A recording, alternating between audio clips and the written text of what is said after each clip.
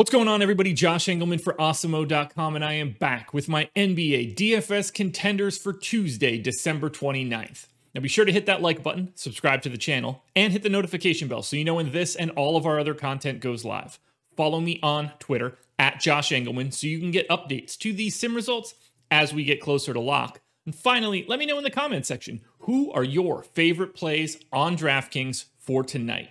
Rounding out the bottom of my top 10, Tyler Hero, Nick Batum, Kelly Oubre, Andre Drummond, and Andrew Wiggins on the outside looking in. Who will be my top 5 plays, my favorites for today? It's time to find out. Coming in number 5, ELFRID PAYTON, point guard eligibility, 5,500, projected for 30 minutes. A little dinged up in the backcourt for the Knicks. 29.7 fantasy point projection. You're looking for about 37.5 from Payton at that salary. I think he hits that goal 18% of the time, and I think he shows up in the optimal lineup 18% of the time. It's going to be a pretty spread out line for Payton. 11.5, 6.5, 4.5. You're hoping for some steals, but the Cleveland backcourt is not something you should be worried about. The pace is there, the total is there, and Payton has an increased role at a salary that doesn't really represent that increased role. He's a couple $100 underpriced, and that's enough to put him at number 5. At number 4, we're going to REID. You get forward and center eligibility, 5,100. Reid's going to be filling in for Karl Anthony Towns. I'm giving him 28 minutes. It's not out of the realm of possibility that that number goes higher. Just a little bit of a difficult spot against the Clippers. Projected for just shy of 29 fantasy points. GPP goal of 35.5. I think he hits that goal 18% of the time, and I think he's in the optimal 20% of the time. It's a pretty normal projection. 13 points, 7 boards. He's like a 1 fantasy point per minute guy. I think that continues. You're banking on the minutes here and the simple fact that he's going to likely be a starter, and he's priced like he's not. That's what you're looking for on days like this. It allows you to spend up elsewhere.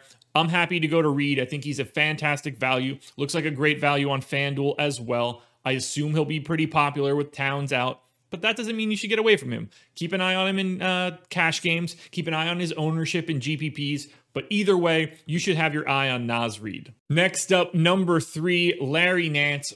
Forward and center eligibility, 6,300, projected for 34 fantasy points. Much like REID, he's like a 1 fantasy point per minute guy. Definitely see him getting north of 30 minutes. No Kevin Love, no Isaac Okoro. You're looking for 41.5 from him at that salary. Hits that mark 20% of the time. Shows up in the optimal 21% of the time.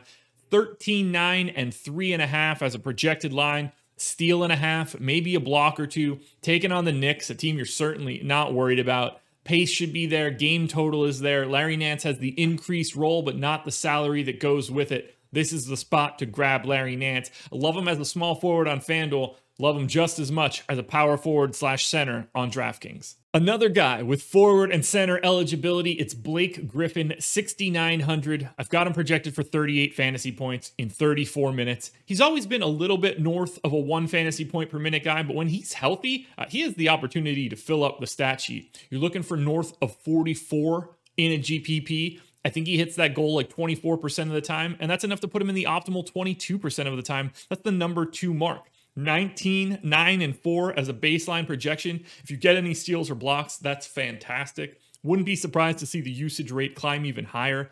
The Warriors are not a team you're worried about defensively. Huge pace up spot, great total. I love every bit of this game. I love getting Blake. I like that he sat out yesterday, so he should be well rested, ready to smack those Warriors. That puts Blake at number 2.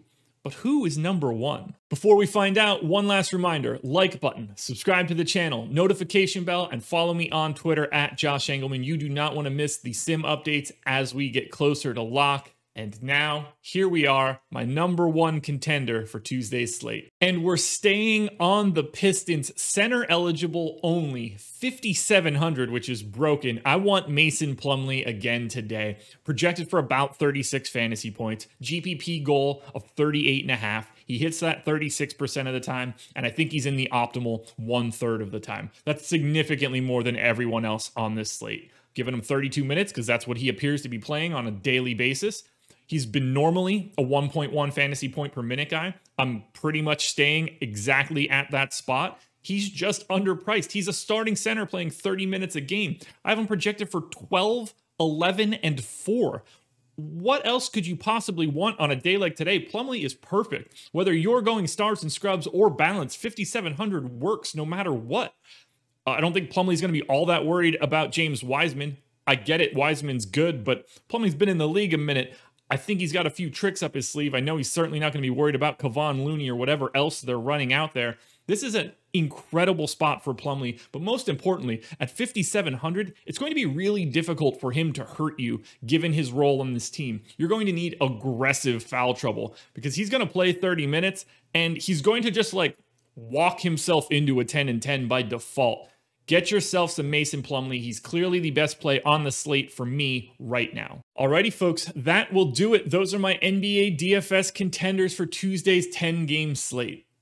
I already told you guys to like and subscribe and follow me on Twitter, so we're not going to do that again. Check out the FanDuel video that's around here somewhere. We're doing these videos every single morning, so keep your eyes peeled. No live before lock for me today, so this is all you get.